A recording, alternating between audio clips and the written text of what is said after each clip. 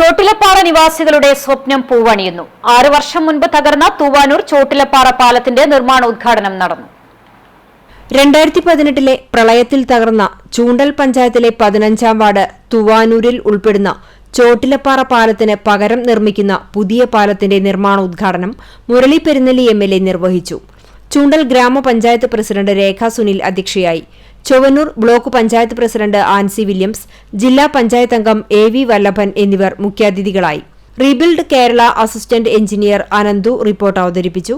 ഗ്രാമപഞ്ചായത്ത് vice president PT Jose, ക്ഷേമകാര്യ സ്ഥിരം സമിതി ചെയർമാൻ ഹസനുൽ ബന്ന, ആരോഗ്യ വിദ്യാഭ്യാസ സ്ഥിരം സമിതി chairperson Juliet Vinu, Chowwannur block panchayat അംഗം TA മുഹമ്മദ് ഷാഫി, ആസൂത്രണ സമിതി ഉപാധ്യക്ഷൻ TC സെബാസ്റ്റ്യൻ തുടങ്ങിയവർ സംസാരിച്ചു. റീബിൽഡ് കേരള പദ്ധതിയിൽ ഉൾപ്പെടുത്തി 2,90,00,000 രൂപ ചെലവഴിച്ചാണ് പാലം നിർമ്മിക്കുന്നത്. 6 മീറ്റർ വീതിയിലും 15 മീറ്റർ നീളത്തിലും നിർമ്മിക്കുന്ന പാലത്തിന്റെ പ്രവൃത്തി 5 മാസം കൊണ്ട് പൂർത്തീകരിക്കാനാണ് കരാർ. RK കുര്യൻ ആൻഡ് കമ്പനിക്കാണ് പാലത്തിന്റെ നിർമ്മാണ ചുമതല. CCTV news, Kecheri.